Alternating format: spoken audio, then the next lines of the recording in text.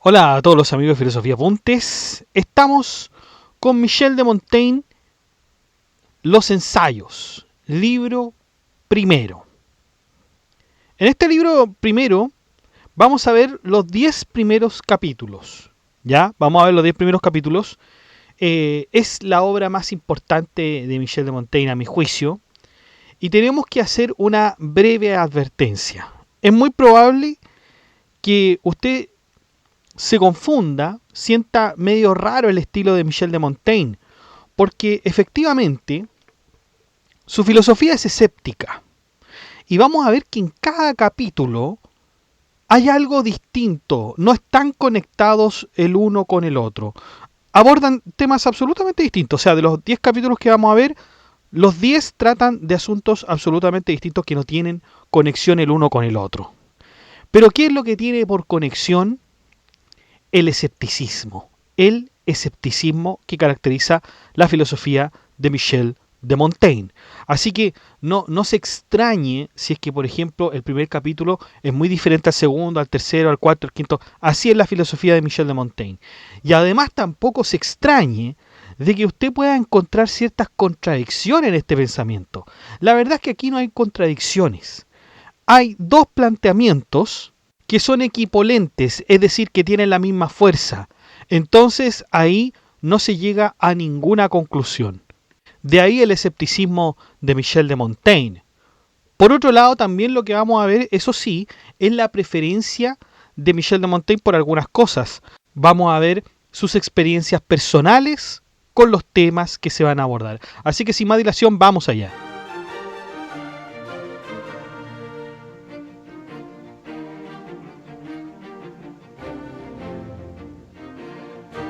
Bueno, en primer lugar, Michel explica que su obra no tiene un fin trascendental, ni busca la aprobación del público. Está dirigida principalmente a sus familiares y amigos. Su intención es que, una vez muerto, puedan conservar una imagen fiel de su carácter y forma de ser. Señala que no usa adornos ni artificios literarios. Se presenta tal como es, con sus defectos e imperfecciones. Afirma que él mismo es el contenido del libro y advierte al lector que, si busca algo elevado o útil, tal vez no lo encuentre aquí. Termina ahí despidiéndose de manera sencilla, reafirmando que se trata de una obra personal sin otras pretensiones. Vamos ahora a la obra en sí. Libro primero, capítulo primero. ¿Cuál es el título de este capítulo? Por diversos caminos se llega a semejante fin. Montaigne nos dice que si alguien ha ofendido a alguien poderoso y está a su merced, ¿qué hace uno? Bueno, uno suplica, se humilla y trata de despertar compasión en aquella persona que ha ofendido. Montaigne lo pone con el ejemplo de un poderoso, de un rey, un príncipe, un militar, qué sé yo. Pero usted se lo puede imaginar con cualquier persona, ¿no? Generalmente cuando nosotros ofendemos a alguien, nosotros suplicamos perdón, no sé si nos humillamos, pero digamos nos rebajamos, o tratamos de despertar la compasión del otro para que nos perdone. Pero fíjense que en ese mismo párrafo, dice, a veces la bravura, resolución y firmeza, medios en todo contrario ¿a qué? A la súplica, a la humillación y a la compasión, sirven para el logro del mismo fin. Es decir, la bravura, la resolución y la firmeza también hacen que se nos sea perdonado, sobre todo de alguien poderoso. ¿Ya? Entonces, una conducta A, suplicamos, ¿no es cierto?, nos humillamos y obtenemos la misericordia. Pero también si somos orgullosos, si somos firmes, resistentes, también tenemos la misericordia.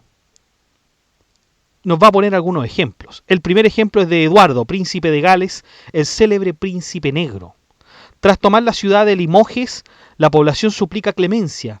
Mujeres, niños y habitantes se arrojan a sus pies. Entonces, Con esto uno esperaría que obviamente el rey tenga compasión de ellos, pero no ocurre. Eduardo permanece implacable. Sin embargo, encuentra a 3 nobles franceses que siguen combatiendo heroicamente. Y ahí sucede lo contrario. Se apiada de ellos, lo que no pasa con aquellas personas que le estaban dando súplicas. Y es increíble porque normalmente aquello que debería enfurecer al vencedor, es decir, que le continúen resistiéndole, es precisamente lo que consigue ablandarlo en ciertas ocasiones. Entonces no podemos decir con seguridad, sí, sabe que con súplicas usted va a despertar la misericordia, porque el ejemplo de Eduardo demuestra absolutamente lo contrario, que habría que resistir con, digamos, con valentía. También hay otro caso de Skanderbeg.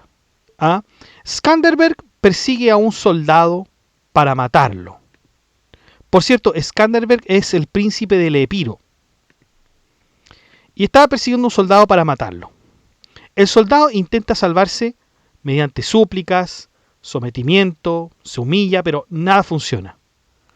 Y finalmente hace lo contrario el soldado. Saca la espada y decide enfrentarse a Skanderbeg. Y Skanderbeg lo perdona. Lo perdona, ¿por qué? Porque admiró su resolución. Está también el ejemplo de Conrado III. Conrado III permite que las mujeres nobles abandonen una ciudad sitiada, llevando consigo aquello que puedan cargar. Y las mujeres aprovechan literalmente la concesión y cargan sobre sus hombros a sus maridos, a sus hijos e incluso al duque. Conrado podría haberse enfurecido ante tal ardid, pero ocurre lo contrario. Llora de satisfacción y termina tratando humanamente a sus enemigos. Pareciera ser entonces que la valentía, la rudeza o la convicción parece que sí logran conmover a algunos poderosos, ¿no? Pero fíjense lo que dice Montaigne a modo personal, a título personal. Ambos medios arrastraríanme fácilmente, pues yo me inclino en extremo a la misericordia y a la mansedumbre. O sea, ¿cómo yo reaccionaría? Dice Michel de Montaigne. Me dejaría llevar a la compasión que al peso del delito. Eso nos dice Montaigne. Sin embargo, hay quienes señalan que dejarse conmover por la piedad es un signo de debilidad ante otro valor que es la fortaleza. Ahora bien, en cierto sentido es verdad que la fortaleza o la firmeza causan en el enemigo una impresión de respeto más profundo que la sumisión. Para ilustrar esto, relata el caso de los capitanes de Tebas, condenados por prolongar una campaña militar más allá del tiempo fijado. Uno de ellos, Pelópidas, fue apenas perdonado por su actitud sumisa. En cambio, Epaminondas, al defenderse con orgullo y desafiar al pueblo, causó tal impresión que ni siquiera se atrevieron a juzgarlo y lo despidieron con alabanzas. Narra también Montaigne cómo Dionisio el Antiguo, tirano de Siracusa, quiso vengarse cruelmente de Fitón, un capitán que defendió heroicamente su ciudad. Tras hacerle saber que había hecho ejecutar a su familia y luego de someterlo a un castigo público lleno de insultos y torturas, Fitón no se quebró, mantuvo la serenidad, proclamó con orgullo la noble causa de su resistencia y denunció a Dionisio como tirano. Su firmeza y dignidad, entonces, lejos de fortalecer la autoridad de Dionisio, provocaron el efecto contrario. Los soldados del tirano comenzaron a sentir simpatía por el prisionero y a despreciar la victoria lograda por medios tan crueles. O sea, la firmeza, la entereza de Fitón parece que le ayudó. Pero ojo con esto, dice Montaigne. Temiendo una rebelión, Dionisio terminó ejecutando a Fitón en secreto. O sea, la verdadera fuerza está bien. No reside solo en el poder físico o político, en la entereza de espíritu. Podríamos terminar en un mismo fin, como dice el nombre del capítulo. Montaigne nos señala que el hombre es un ser vacilante, de que nada uniforme se puede establecer o decir. Por ejemplo, Zenón de la ciudad de los Mamertinos, quien enfrentado al enojo de Pompeyo, asumió toda la responsabilidad por las faltas de su pueblo, pidió ser solo él el castigado. Y este gesto de valentía y entrega conmovió a Pompeyo, quien decidió perdonar a toda la ciudad. En contraste, menciona el caso del huésped de Sila, quien realizó una acción similar en Perusa. pero cuyo sacrificio no logró conmover al dictador romano, ni obtuvo el perdón para él ni para los suyos. En el contraste del ejemplo anterior, Montaigne nombra a Alejandro Magno ante la resistencia heroica de Betis, defensor de Gaza. A pesar del valor admirable de Betis, herido, solo y aún combatiendo, Alejandro, irritado por la dificultad de la victoria y quizá por su propio orgullo herido, se negó a concederle una muerte digna. Ante el altivo silencio del prisionero, no halló en sí admiración ni respeto, halló más bien furia y mandó torturarlo salvajemente. Montaigne pregunta si fue la grandeza del valor de Betis lo que, en lugar de despertar respeto, provocó envidia o rabia en el monarca, que no toleró ver en otro la misma virtud que él encarnaba. Y esto se pone más en duda con el recuerdo de la masacre de Tebas, donde ni la valentía ni la entereza de los vencidos, que murieron sin clamar por piedad, bastaron para frenar la sed de venganza de Alejandro. Entonces ahí termina el capítulo 1. Por diversos caminos se llega a semejante fin, así parece, porque por mucho que nosotros queramos el perdón de otra persona y nos comportemos de forma sumisa, bueno, así de forma valiente también podemos llegar al mismo fin, es decir, que nos perdonen o bien que nos maten. Vamos con el capítulo 2 sobre la tristeza. Aquí Montaigne nos da una pasión humana que parece que todos creemos comprender, que es la tristeza. Pero la manifestación de la tristeza es tan variable, tan paradójica, que nosotros no podemos juzgar el interior de una persona simplemente por lo que vemos exteriormente. Típico que alguien que está triste nosotros lo vemos llorando. Una emoción extrema puede producir exactamente la apariencia contraria de la que esperamos. El dolor más grande puede no producir lágrimas. La alegría más intensa puede paralizar. El amor extremo puede enfriar, la venganza incluso puede matar. Pero veamos. Montaigne dice, yo soy de los más exentos de esta pasión y no siento hacia ella ninguna inclinación ni amor. Está hablando de la tristeza. En el mundo se disfrazan con ella la sabiduría, la virtud, la conciencia. O sea, nos dice Montaigne que muchas personas disfrazan la tristeza como si fuera un signo de sabiduría, de virtud, de conciencia. Entonces se suele pensar eso, ¿no? Una persona triste, seria, es igual a una persona profunda, virtuosa, sabia, consciente. No, Montaigne desconfía de esa asociación. Incluso dice que los italianos la llaman malignidad y recuerda que los estoicos rechazaban la tristeza como pasión. Vamos a algunos ejemplos, dice Montaigne. El Samenito, la primera gran paradoja. Samenito era rey de Egipto. Cambises lo derrota y lo hace prisionero. Samenito presencia primero la humillación de su hija, convertida en sirviente, una cuestión absolutamente increíble. Pues Samenito está así intacto, no llora. Después contempla a su hijo conducido a la muerte. Tampoco llora. Pero después ve a un amigo entre los cautivos. ¿Y qué ocurrió ahí? Montaigne nos dice que empezó a golpearse la cabeza y a dejarse ganar por la desolación. Parece absurdo que alguien, parece que el rey Samenito quería más a su amigo que a sus hijos. Pero este juicio que usted podría realizar es algo absolutamente apresurado. Porque el comportamiento exterior no permite conocer directamente el sentimiento interior. Uno dice, más lágrimas hay más dolor. Pero esto puede ser falso, nos dice Montaigne.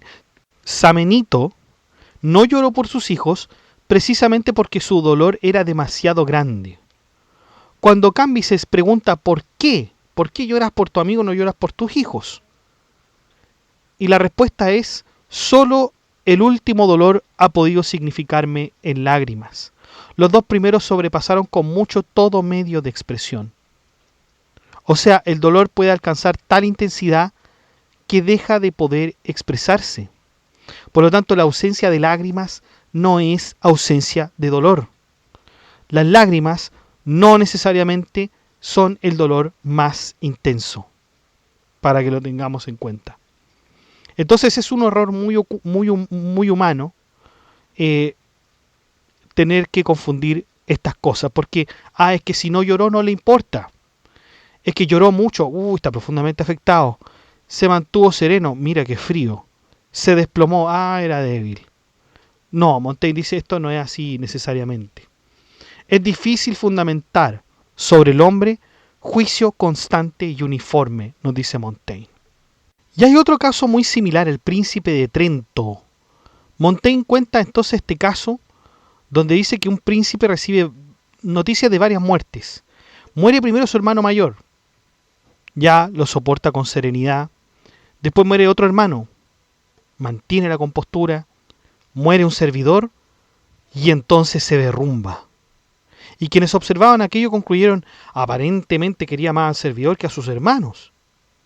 Pero Montaigne nos dice lo siguiente: estando lleno y saturado de tristeza, la más leve añadidura hizo que su sentimiento se desbordase. Es como un vaso, piensen, un vaso completamente lleno. Los dos primeros dolores lo han llenado hasta el borde. Cae una pequeña gota y el vaso se derrama, pues. No es que la última gota contuviera más agua que todo lo anterior, es simplemente que provocó el desbordamiento. Por lo tanto, la causa inmediata del llanto no es igual a la causa principal del dolor.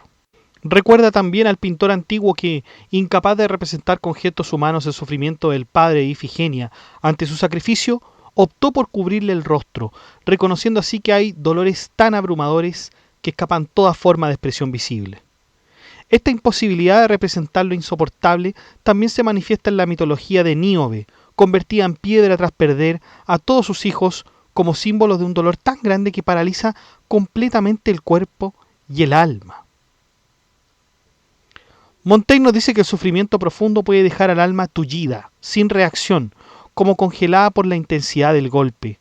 Solo cuando esa aprensión comienza a ceder, la persona es capaz de llorar o suspirar.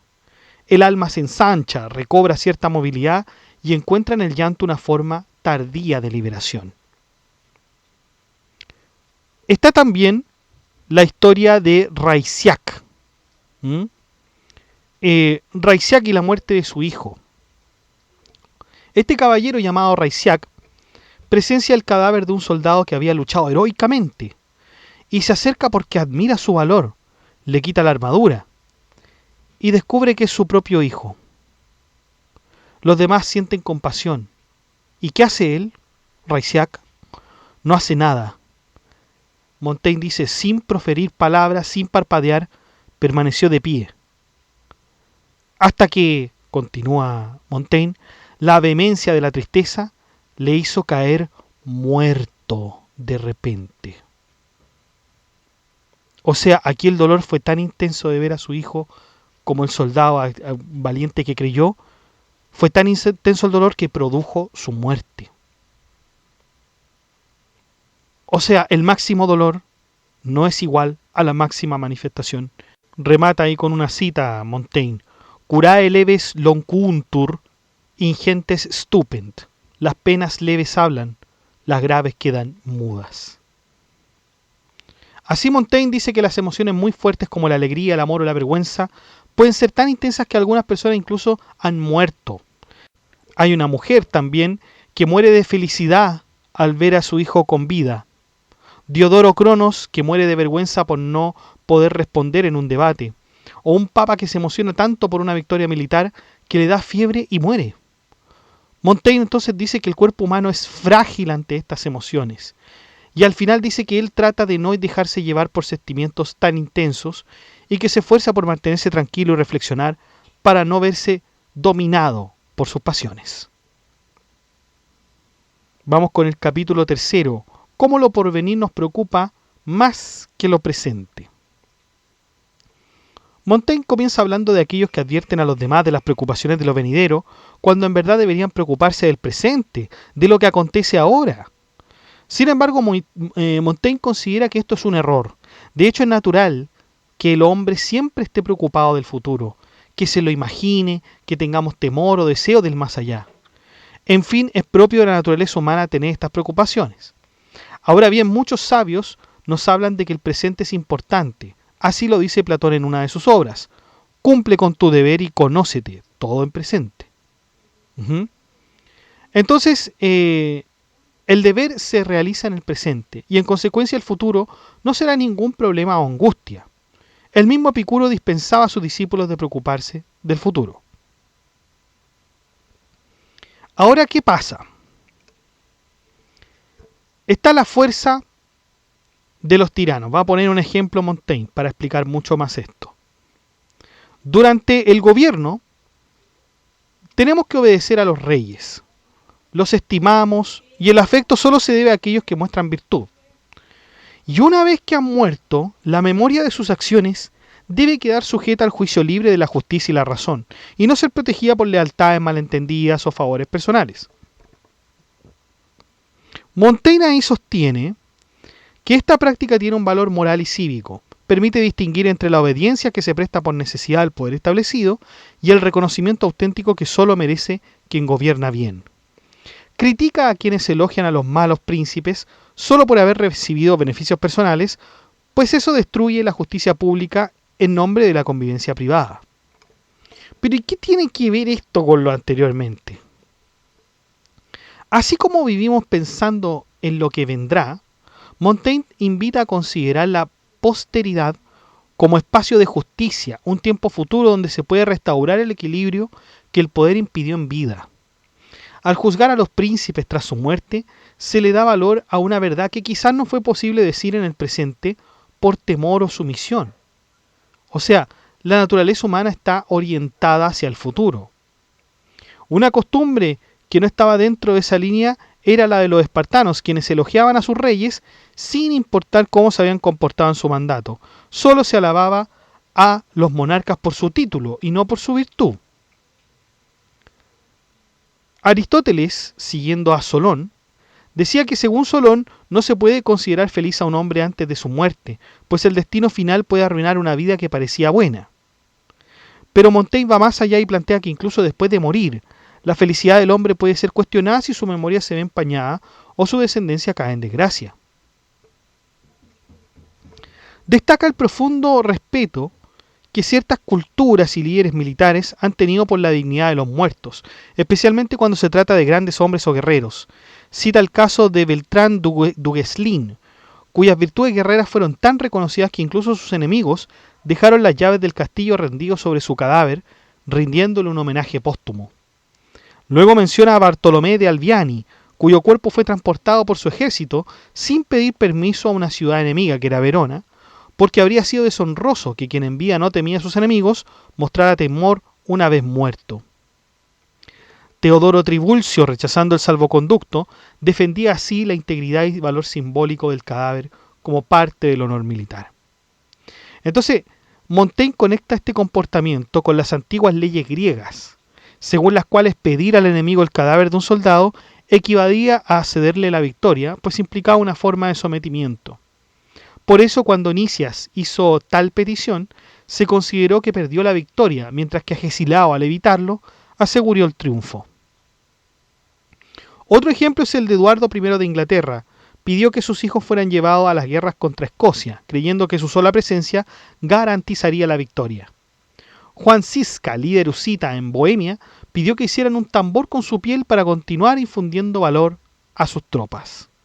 Y entre algunos pueblos indígenas de América, se llevaban a la guerra los restos de guerreros valientes convencidos de que su fuerza espiritual o suerte en vida seguiría actuando.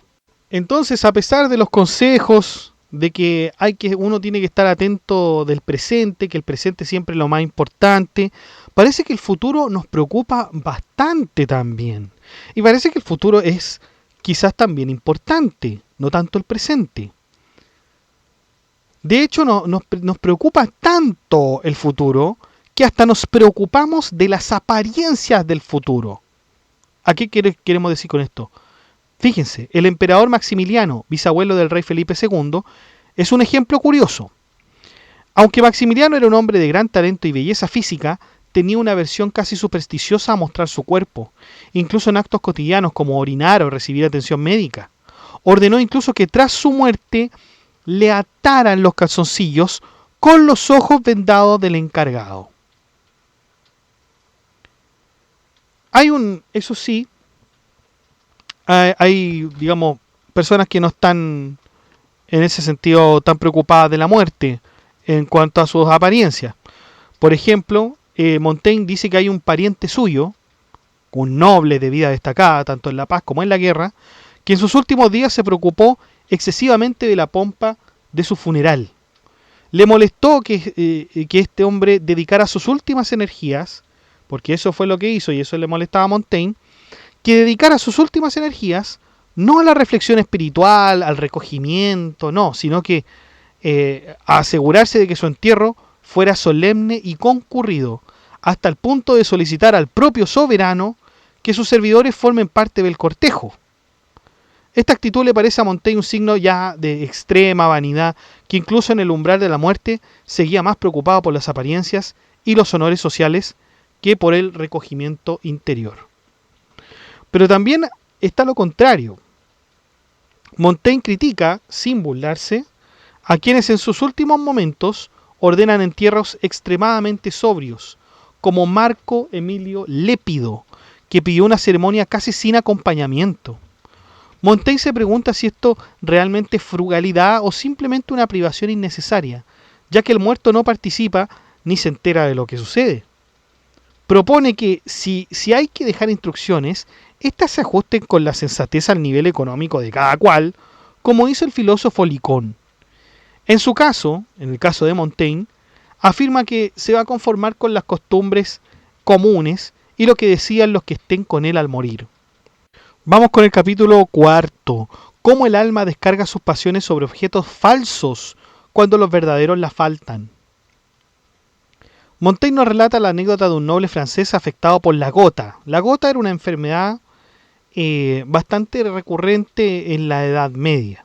Es una especie de artritis inflamatoria y se produce cuando se acumula demasiado ácido úrico en la sangre, formando pequeños cristales en forma de aguja dentro y alrededor de las articulaciones, lo que causa ataques repentinos de dolor intenso, hinchazón y enrojecimiento. Y el tema es que estaba privado entonces de comer carnes saladas y bromeaba diciendo Montaigne que necesita culpar a algo por su sufrimiento. Aunque sabe que las salchichas o el jamón no son la verdadera causa del dolor, maldecirlas le da consuelo. Del mismo modo ocurre con el alma y el ánimo humano. Dice que así cuando lanzamos un golpe con el brazo y no golpeamos nada, nos duele por el esfuerzo desperdiciado, o como si la vista quiere contemplar algo pero no encuentra un punto concreto donde fijarse, por ejemplo un objeto lejano en un pasaje sin forma. El alma también necesita algo concreto donde fijar su atención o emociones. Cita una frase de Virgilio: como el viento pierde fuerza si no encuentra la resistencia de los densos árboles y se dispersa en el vacío. Es decir, el alma como el viento necesita algo que le haga resistencia, algo que la contenga o le dé forma. Si no lo tiene, se pierde en el vacío, se dispersa o se desgasta sin sentido. En otras palabras, Montaigne sugiere que cuando no tenemos una causa clara para nuestras emociones o pasiones como el enojo o la tristeza, buscamos cualquier objeto, aunque sea absurdo, para depositar todo ahí y así aliviar un poco el desorden interior. El alma necesita con urgencia un objeto concreto con el cual pueda depositar entonces sus emociones. Recuerda una observación de Plutarco: incluso el afecto que sentimos puede dirigirse a cosas banales como perros o monos si no tiene un destinatario más digno. Es decir, la necesidad emocional no desaparece por falta de objeto, sino que se desvía hacia lo que esté más a la mano. Montaigne afirma que es preferible que el alma se ilusione o se engañe con un objeto trivial que quedarse vacía y sin dirección. Esta propensión a aferrarse a lo que sea se observa incluso en los animales. Cuando son heridos, muchas veces atacan con rabia al objeto inanimado que los ha dañado o incluso a sí mismos, como si eso les aliviara. Cuando sufrimos y no tenemos un culpable claro o accesible, buscamos cualquier cosa contra la cual descargar nuestra pena o enojo, aunque no tenga sentido. Pone como ejemplo a quienes, en medio del duelo por un ser querido, rasgan sus ropas o se golpean el pecho como si estuviera una relación real con la causa de su dolor. Dice que no son las rubias trenzas que desgarras, ni el pecho que golpeas, dice Montaigne, los responsables de la muerte de tu hermano. No son esos. Estás simplemente buscando algo contra lo cual expresar lo que no puedes contener. Tito Livio contaba que el ejército romano, tras la muerte de sus dos grandes jefes en España, lloró repentinamente y comenzó a golpearse la cabeza. El filósofo Bion cuenta de un rey que, llevado por el dolor, se arrancó los cabellos y lo comenta con burla. ¿Acaso pensaba que quedar calvo le aliviaría el sufrimiento? El emperador César Augusto, enojado por haber sido sorprendido por una tormenta mientras navegaba, desafió públicamente al dios Neptuno, quitando su imagen de entre los dioses en los juegos circenses, como si así pudiera vengarse de la divinidad. Sigue con otro episodio más dramático también. Tras la derrota catastrófica en la batalla del bosque de Teutoburgo, Augusto, desesperado, golpeaba su cabeza contra una pared gritando: «Varo, devuélveme mis legiones», como si eso pudiera revertir la partida. Vamos con el capítulo 5. Si el jefe de una plaza sitiada debe o no salir a parlamentar. Ojo que cuando decimos plaza no significa una plaza pública, como una plaza de armas o una plaza del centro de una ciudad. En el lenguaje militar antiguo, una plaza es una ciudad, fortaleza o posición fortificada defendida por tropas. Por eso una plaza sitiada es una ciudad o fortaleza rodeada por el enemigo. ¿Ya? Entonces, hay una cuestión militar y ética en este capítulo. Porque el jefe, se pregunta Montaigne si el jefe debe salir a parlamentar con el enemigo. Y lo hace trayendo a colación un ejemplo histórico entre Roma y Macedonia. Relata el caso de Lucio Marcio, general romano, quien, enfrentado al rey Perseo de Macedonia, fingió querer negociar la paz.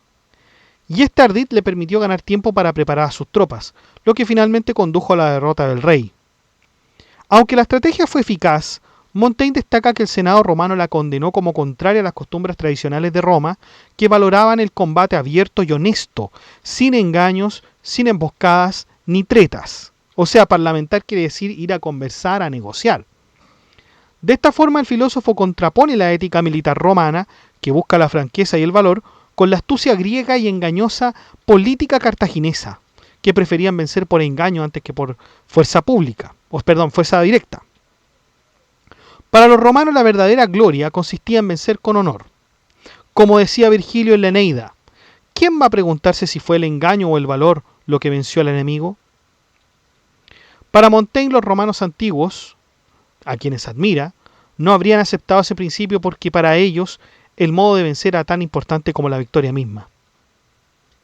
No todo lo eficaz es honorable y el respeto por la ética puede valer más que el éxito militar, dice Montaigne. Apoya su reflexión anterior sobre la ética en la guerra con la autoridad de Polibio y Cicerón. Polibio dice que los aqueos, una antigua confederación de ciudades griegas, rechazaban todo tipo de engaño en la guerra. Para ellos una victoria solo era digna si se lograba venciendo abiertamente la resistencia del enemigo, sin recurrir a trampas ni subterfugios. Cicerón decía: el hombre santo y sabio sabrá que la verdadera victoria es aquella que se obtiene guardando la buena fe y la dignidad intacta. También cita Virgilio: quiera el destino que reine él o yo, lo sabremos por medio de la virtud. Montaigne compara dos formas entonces de concebir la guerra: la antigua, que es más ética y transparente, y la moderna, que es más pragmática y engañosa. Los florentinos antiguos, por respeto a la lealtad, anunciaban un mes antes el inicio de sus campañas militares, tocando la campana llamada Martinela. Su función era anunciar públicamente y con anticipación la intención de Florencia de iniciar una campaña militar, generalmente un mes antes de movilizar a las tropas. Frente a esto, Montaigne critica la práctica moderna, que valora solamente el resultado, incluso si se logra por medios engañosos. Cita ahí a Lisandro, general espartano, quien decía: donde no basta la piel del león, hay que añadir la del zorro. O sea, cuando no hay fortaleza, se debe recurrir al engaño. Que el gobernador de una plaza sitiada no debe salir a parlamentar es algo relativo, puede ser peligroso o interpretado como una señal de debilidad. Hay algunos que le ha resultado porque por medio del engaño han logrado ciertos objetivos. Pero Montaigne cita ciertos casos concretos donde se presentan más variables. Por ejemplo, el caso de Mouzon. Montmort y Lassigny estaban encargados de defender la defensa de Mouzon, la fortaleza de Mouzon, perdón, mientras que esta era atacada por el conde de Nassau. Durante el siglo llegó el momento de negociar con los sitiadores. El problema fue que los propios defensores salieron personalmente de la fortaleza para parlamentar con el enemigo. Es decir, abandonaron la seguridad de las murallas para mantener conversaciones con Nassau. Y eso fue posteriormente reprochado a Montmort y Lassigny. O sea, fue una imprudencia y una cuestión absolutamente riesgosa. Sin embargo, hay un caso de excepción que justifica romper esa regla. El del conde Guido de Rangán, quien mantuvo el control y seguridad al salir a parlamentar, de modo que no solo no fue perjudicado, sino que aprovechó la situación para obtener ventaja. Existe el caso de Eumenes, quien sitiado por Antígono, se negó a salir a parlamentar hasta que obtuvo garantías suficientes, demostrando que no reconocía la fuerza del enemigo mientras él conservara su espada. También está el caso de Enrique de Vaux, quien ante la inminente destrucción del castillo de Commercy y sin posibilidad de resistir, aceptó parlamentar con el enemigo y se rindió confiando en su buena fe. Aunque su vida fue salvada, Montaigne sugiere que esta entrega nacida de la desesperación no tiene la misma nobleza que la de Eumenes. Finalmente, Montaigne, dando su opinión personal, dice que si bien él confía en la buena fe de los demás, nunca quisiera hacerlo en un momento en que pudiera parecer que actúa por temor o cobardía, prefiriendo entregarse a la franqueza con dignidad y no por necesidad. Capítulo 6. Hora peligrosa de los parlamentos. Para Montaigne, respetar la palabra empeñada es un ejercicio de alta importancia. Toma como punto de partida un caso reciente en Musidán, donde durante negociaciones de capitulación, las fuerzas francesas y sus aliados sorprendieron y atacaron a los sitiados, acción que fue calificada como traición por los vencidos. Montaigne no niega que ese comportamiento sea habitual en su época, pero sugiere que no por ser frecuente deja de ser reprobable. Incluso si un pacto se ha establecido formalmente, todavía es arriesgado fiarse de él, especialmente si implica permitir la entrada del ejército vencedor en la ciudad. La entrada de los soldados puede desatar fuerzas incontrolables, como el deseo de venganza o la codicia, que escapan incluso al control de los comandantes. La palabra empeñada, por justa que sea, cuidado, puede ser anulada por la violencia estructural e incontrolable del colectivo armado. Lo que está en juego es la tensión entre la voluntad entonces individual del jefe militar, que puede actuar con moderación y honor, y la naturaleza caótica, pasional e interesada de las tropas. Hay una anécdota de Lucio Emilio Regilo que Montaigne señala. A pesar de que el pretor romano pactó con los habitantes de Foces una entrada pacífica y respetuosa, el espectáculo de victoria y la presencia del ejército romano rompieron ese equilibrio. La autoridad del pretor fue insuficiente para contener el saqueo. Los soldados, llevados por la avaricia y la pulsión de castigo, desobedecieron y arrasaron parte de la ciudad. Incluso en las estructuras más disciplinadas como el ejército romano, las pasiones humanas pueden sobrepasar las intenciones del mando y destruir el sentido de justicia y de honor que supuestamente guían los actos de guerra. Cleómenes, rey espartano, justifica su traición argumentando que la tregua de 7 días no incluía las noches, por lo que decide atacar mientras los argianos duermen, apenas transcurridos 3 días. Esa interpretación literal, capciosa de un acuerdo, obviamente es en ese territorio donde todo se vale si contribuye a la victoria. Montaigne entonces cita este hecho para ilustrar cómo incluso en la guerra existen límites éticos, pero frágiles, y como la ruptura descarada de ellos es así, esto nunca queda sin castigo. Nos cuenta también un episodio de traición durante una negociación en la ciudad de Casilinum, tomado por sorpresa mientras sus magistrados celebraban un parlamento con el enemigo. Lo notable, observa Montaigne, es que este hecho ocurrió en una época considerada de alto honor militar, cuando se decía que los capitanes eran los más justos y la disciplina militar era ejemplar. Hay una tendencia humana muy extendida, que es aprovechar la ignorancia, la debilidad o descuido del otro, especialmente del enemigo. De hecho, hay una máxima: neminem idagere ut ex alterius praedetur insitia, que significa nadie debe actuar sacando provecho de la ignorancia de otro. En la guerra, sin embargo, esta máxima se olvida con frecuencia.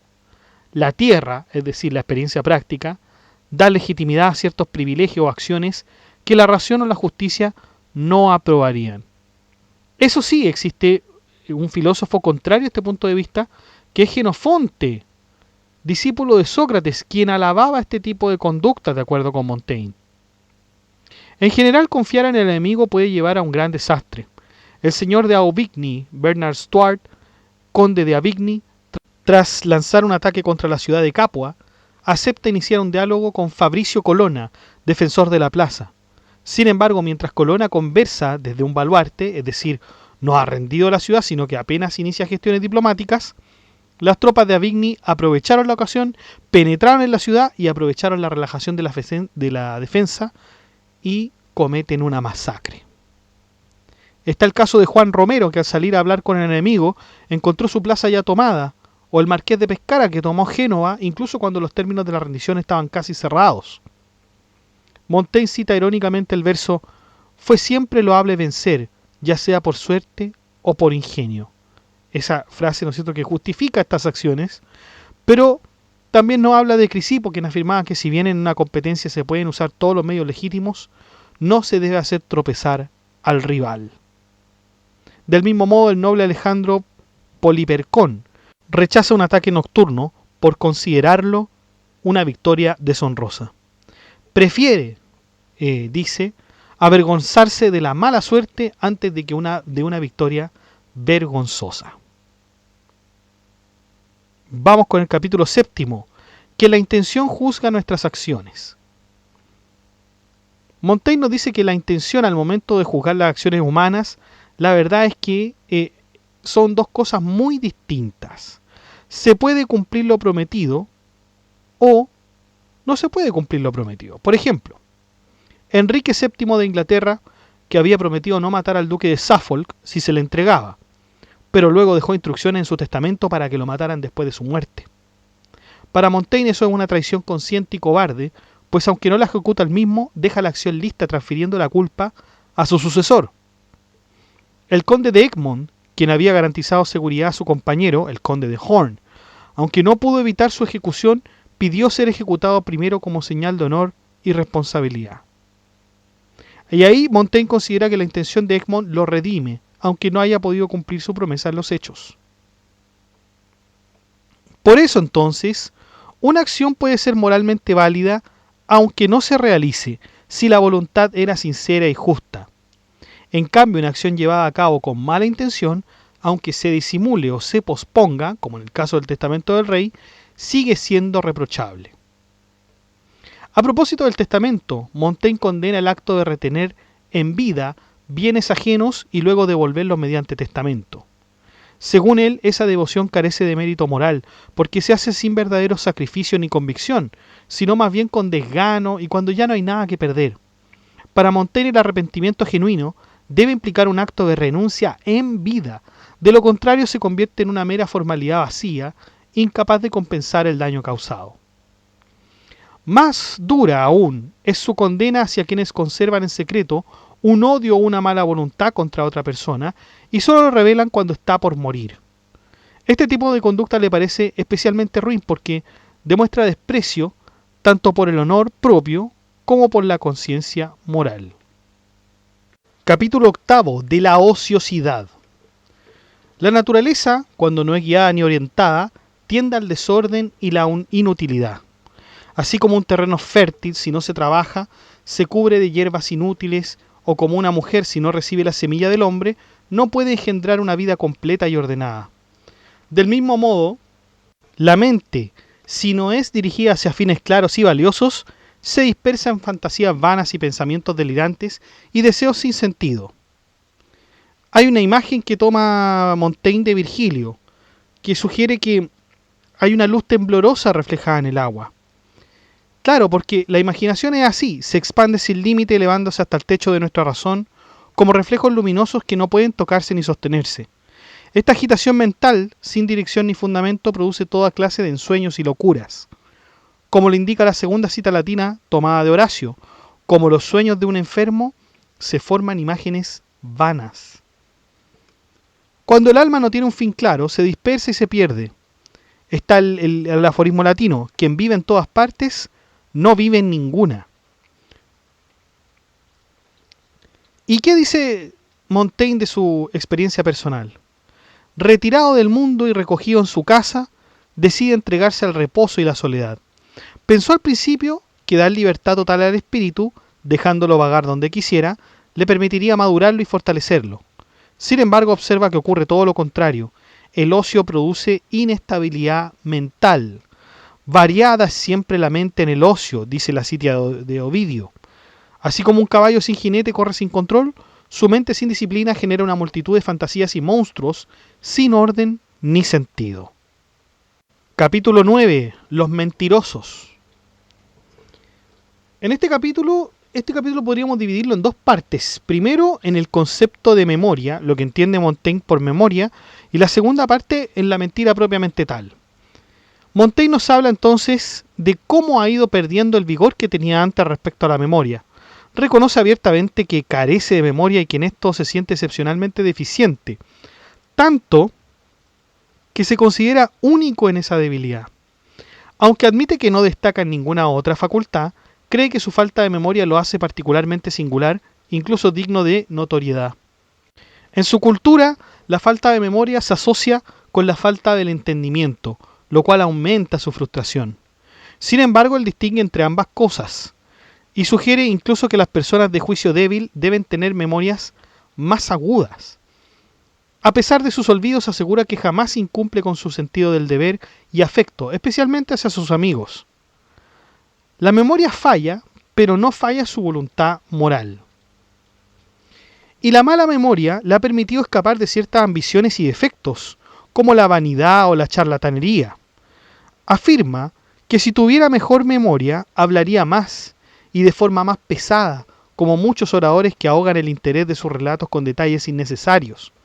En cambio, su olvido le impone una economía natural del discurso y una mayor independencia de juicio, porque no se basa tanto en opiniones ajenas memorizadas.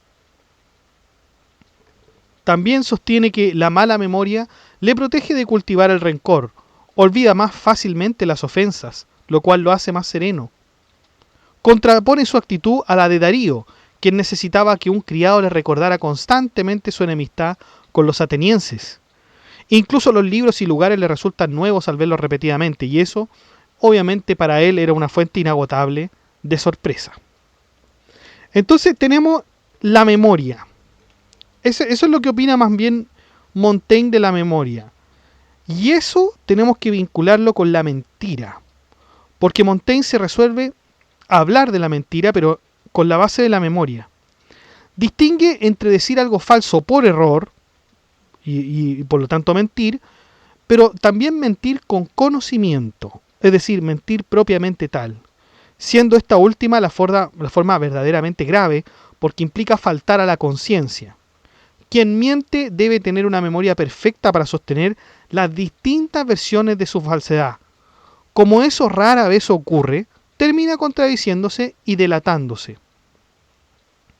Para él, la mentira es uno de los vicios más destructivos, pues atenta contra el lazo fundamental que une a los seres humanos. ¿Qué es lo que une a los seres humanos? La palabra. Sin verdad no hay confianza ni convivencia posible. Critica duramente que se eduque a los niños sin dar prioridad a erradicar este vicio, que cuando se instala es muy difícil de corregir. Incluso observa cómo personas, por lo demás admirables, pueden mentir habitualmente, lo cual muestra lo profundo de este problema. A modo de ejemplo, Montaigne menciona a un sastre que trabaja en su casa y que solo dice la verdad cuando le conviene. La mentira tiene infinitas formas, mientras que la verdad es una sola, dice Montaigne. Esto, por favor, tengámoslo como una proposición primera, ¿ya? La mentira tiene infinitas formas, mientras que la verdad es una sola. Para demostrar esto, Montaigne cita a los pitagóricos. Según la doctrina de los pitagóricos, el bien es una realidad única, estable y claramente definida, limitada, con medidas y todo, mientras que el mal es infinito, incierto y múltiple en sus formas. Es por eso que siempre aquello que cuadra está bien, es bueno, es bello, mientras que aquello que se descuadra es malo. Esta idea proviene de la tradición pitagórica y por lo tanto nos señala que si hay una sola verdad, entonces hay un solo camino hacia la virtud. Pero ¿qué pasa con los senderos que nos llevan al error? Montaigne afirma que si la mentira tuviera una sola forma, sería fácil reconocerla y rechazarla, ¿ya? Pero habíamos dicho que la mentira es infinita. La mentira se desborda, ¿ya? La verdad no se desborda, la verdad siempre está en un solo lugar. Sin embargo, como la mentira o el engaño se disfraza de distintas maneras, cambia según la ocasión y la conveniencia, se vuelve muy difícil de combatir. La verdad, en cambio, tiene una sola cara, un solo camino, lo que le otorga firmeza y coherencia. Por eso quien miente necesita una memoria muy, muy, muy buena, prodigiosa, para no contradecirse, mientras que el que dice la verdad tiene menos que recordar, porque su relato permanece siempre constante. Y ahí en el plano político e histórico, Montaigne relata episodios concretos en los que la mentira diplomática condujo a consecuencias trágicas o comprometedoras. El primer caso es de Francisco I. Francisco I decide mantener un ojo en los asuntos del ducado de Milán, del cual había sido expulsado. Para ello envía un caballero milanés llamado Maravilla, quien era caballerizo de su casa real. Este hombre es enviado con una doble misión. Oficialmente viaja por asuntos privados, pero en realidad actúa como embajador encubierto ante Francisco Sforza, duque de Milán. El objeto de sus visitas era tener presencia e información en la corte milanesa sin levantar sospechas, ya que el poder de Sforza dependía en buena medida del emperador Carlos V y no le convenía mostrar vínculos con Francia. Sin embargo, el emperador descubre la verdadera función de Maravilla y, con el pretexto de una muerte misteriosa, el duque de Milán ordena que le corten la cabeza en secreto, de noche, tras un proceso que duró solo 2 días. Este asesinato político genera indignación obviamente en Francisco I, quien reclama justicia ante los príncipes cristianos y al propio duque. Para defenderse, el duque de Milán envía como embajador a Francisco Taberna, un hombre reconocido por su elocuencia. Taberna intenta justificar la ejecución asegurando que Maravilla era simplemente un súbdito privado que se encontraba en Milán por motivos personales y que el duque no sabía que pertenecía a la casa del rey, ni mucho menos que era su embajador. Sin embargo, Francisco I lo acorrala con preguntas, contradicciones y objeciones hasta hacerlo tropezar. En un momento el mismo Taberna, ya confundido, justifica que la ejecución se hiciera de noche por respeto, entre comillas, al rey de Francia, con lo que sin querer reconocer que Maravilla era efectivamente su representante. Pero luego Montaigne nos dice que el reverso de la verdad reviste 100.000 figuras y se extiende por un campo indefinido. O sea, la verdad puede ser una, pero el error puede adoptar innumerables formas. Y no podemos decir que el error en ese sentido es una mentira, ¿ya? Podemos decir, por ejemplo, que Pedro llegó a las 15. Esa es la verdad, que Pedro llegó a las 15.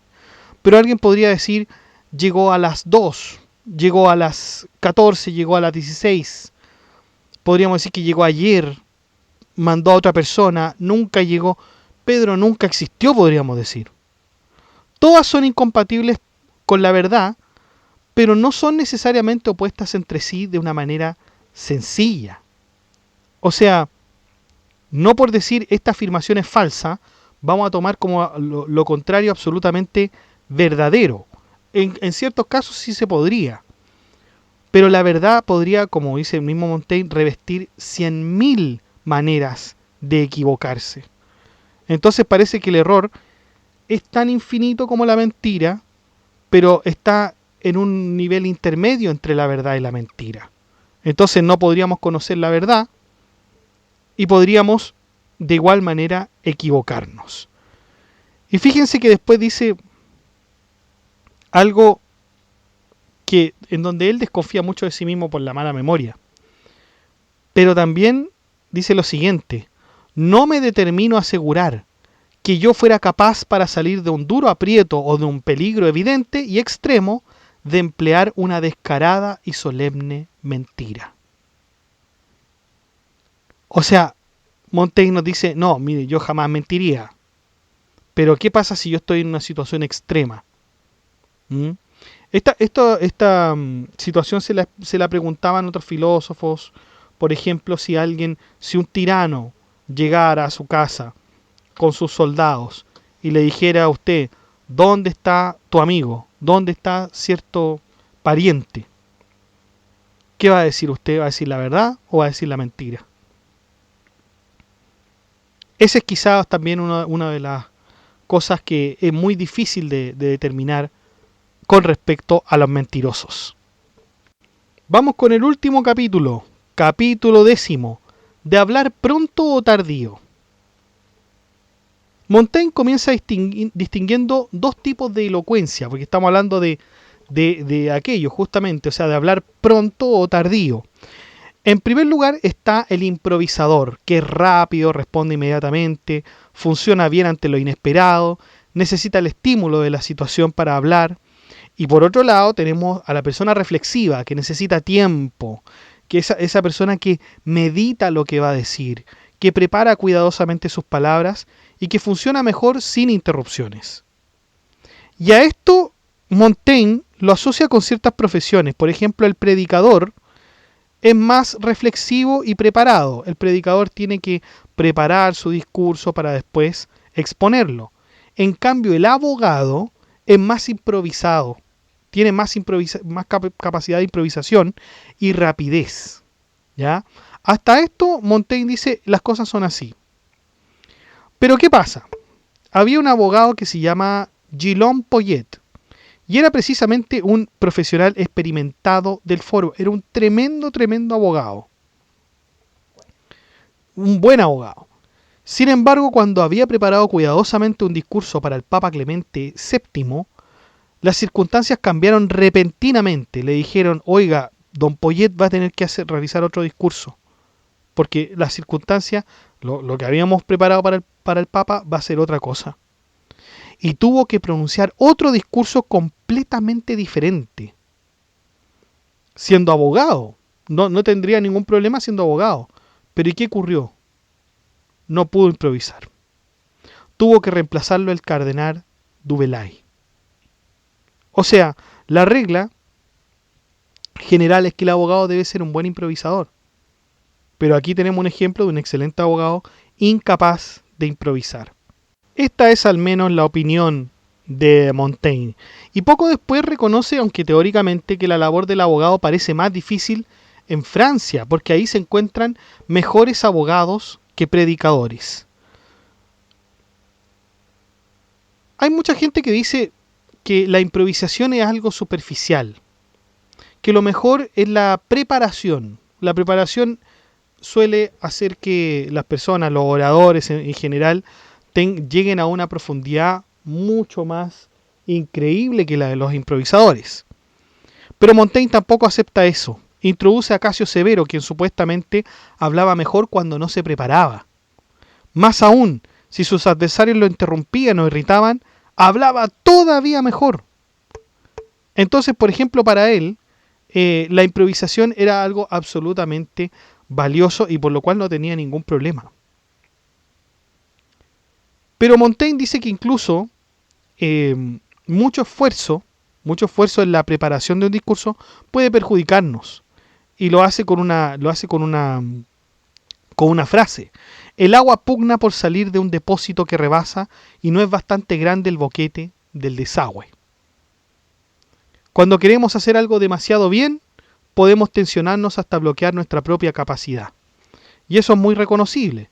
Por ejemplo, tengo algo brillante que decir, pero uno lo piensa demasiado, se pone nervioso, revisa cada palabra y finalmente no consigue decir nada. En cambio aparece una situación inesperada y simplemente se responde.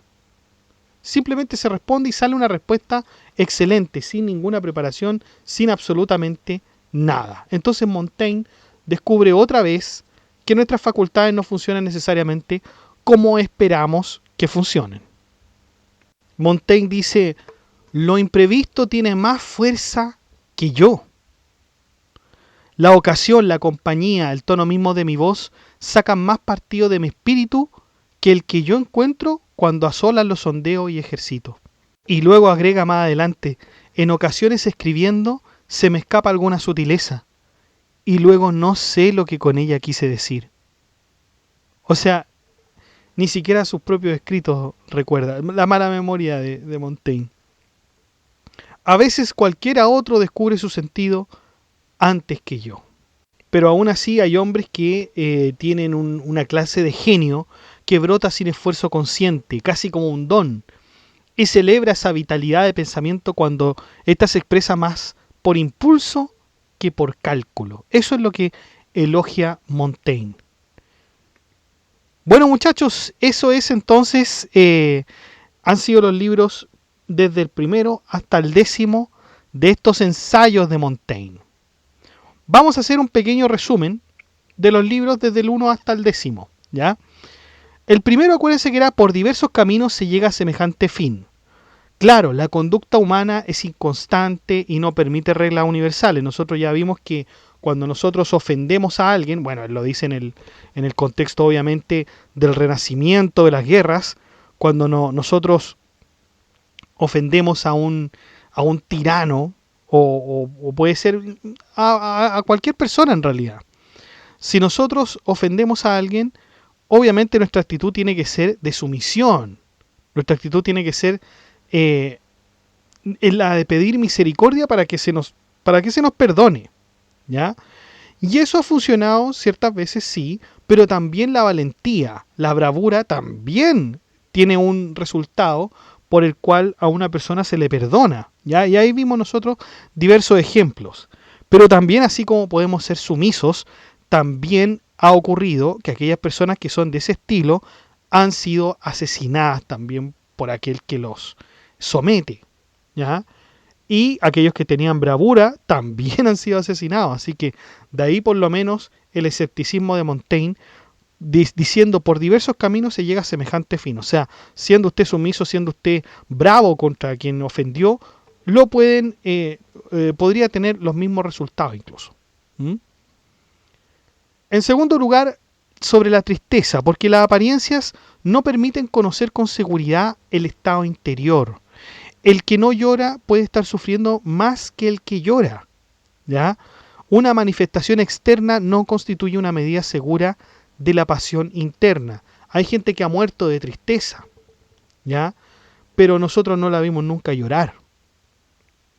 Es el ejemplo de aquellas personas que, por ejemplo, en Francia, murieron de felicidad al ver que su hijo volvía de la guerra, por ejemplo. O el papá que se enteró que había muerto un soldado de manera muy valiente, que lo admiraba, y cuando se dio cuenta que era su hijo, también murió. En tercer lugar, cómo lo porvenir, o tercer capítulo, cómo lo porvenir nos preocupa más que lo presente.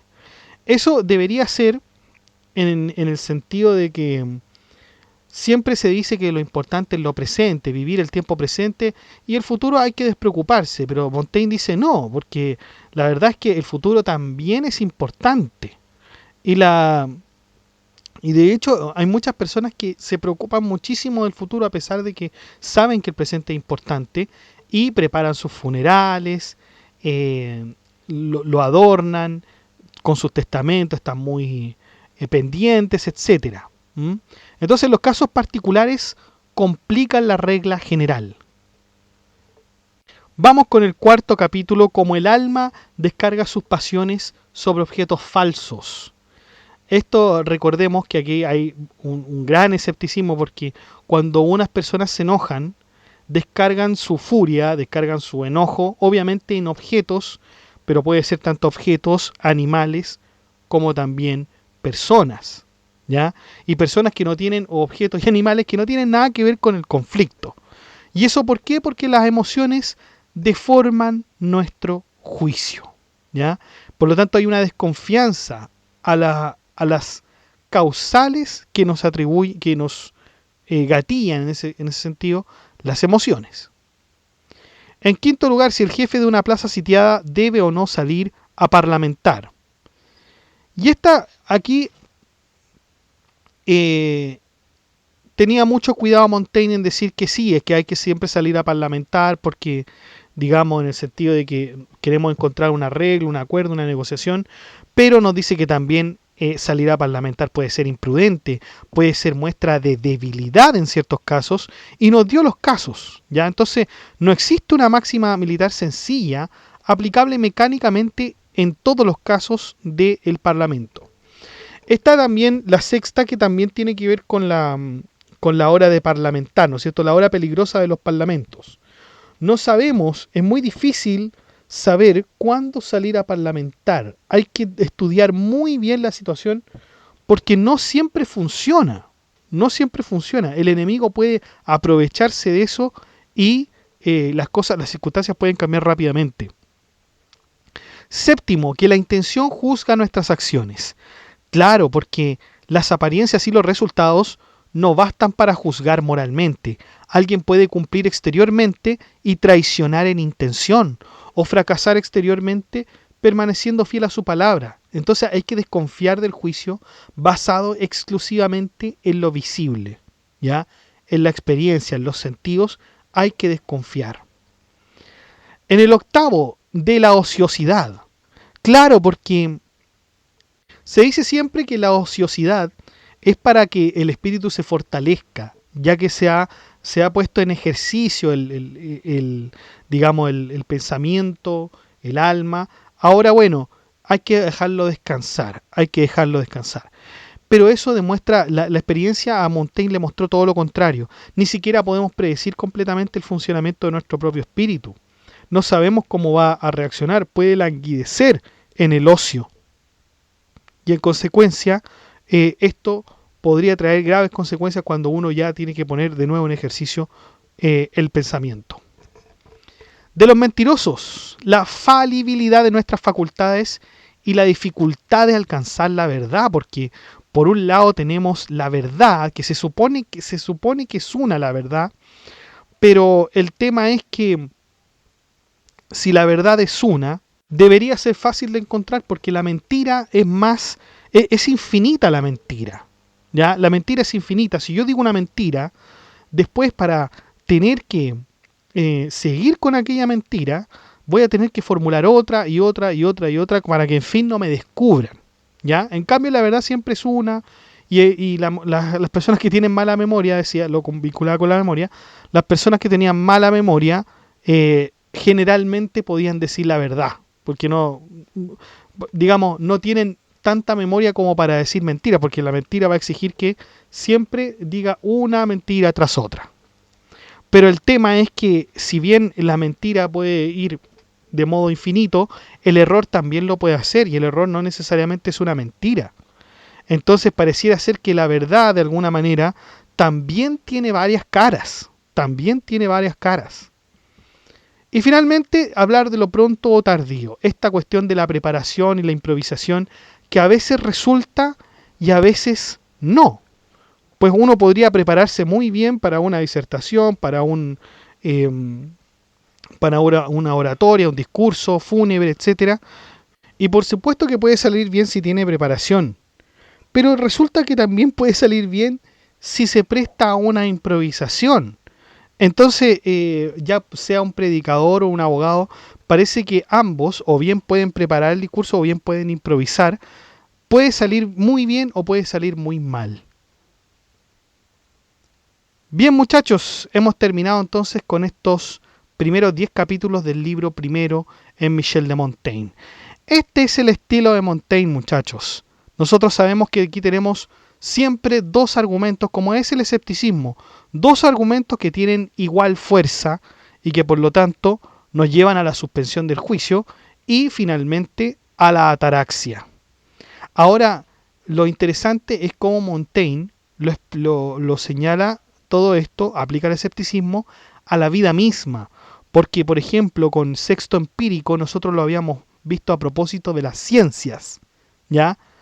Que las ciencias tenían argumentos equivalentes, pero aquí lo está Montaigne viendo con asuntos relativos a la vida, a la cotidianidad, ¿Se dan cuenta? Entonces, como en la vida surgen estos argumentos que tienen igual fuerza, tienen igual equivalencia, es decir, sobre todo, por ejemplo, lo de la preparación y la improvisación, que ambos pueden resultar muy bien o resultar muy mal.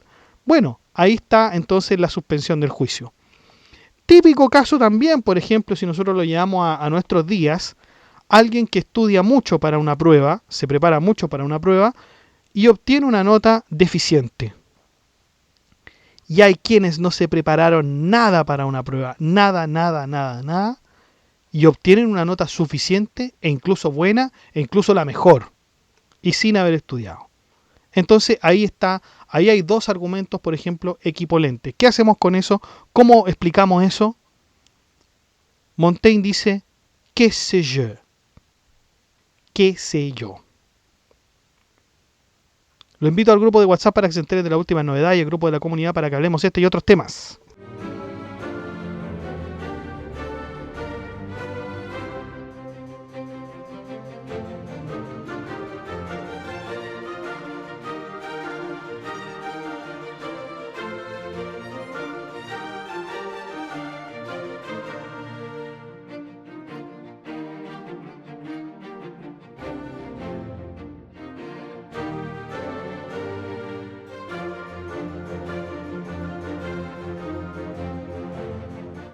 Bueno chicos, eso ha sido todo. Muchas gracias por escuchar este podcast. Si le ha gustado, dé like, comente, comparta, suscríbase, acceda al blog que está en la descripción del video, haga soporte en PayPal, en Patreon y saludamos a nuestros mecenas medievales que son Gab Welther y Octai W8Y.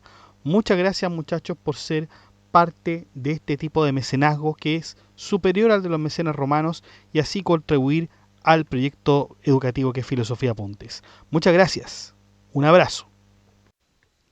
Saludamos a nuestros mecenas romanos que son Abstract Panicker, José Manuel Santos, Ricardo, Leticia Mejías, Noecita, Lago Sam, Nesa Basilio, Sebastián Gallo 3370, Cuauhtémoc Carmona 3407 y Guadalupe Gibbs. Muchas gracias muchachos por su colaboración. La verdad es que esta colaboración que ustedes hacen me incentiva a seguir produciendo el conocimiento y esta síntesis de los libros filosóficos más importantes. Y usted también puede colaborar en Filosofía Apuntes uniéndose a las membresías de mecenas que tenemos incorporadas. Debajo de cada video está el botón unirse. Usted hace clic en el botón unirse y ahí le van a salir las membresías con los precios que a usted más le acomode para aportar a este canal. Si no le acomoda ninguno de los aportes, no importa, usted puede también colaborar por medio del botón gracias o bien con una suscripción. Muchas gracias a todos, que estén bien, cuídense, chao.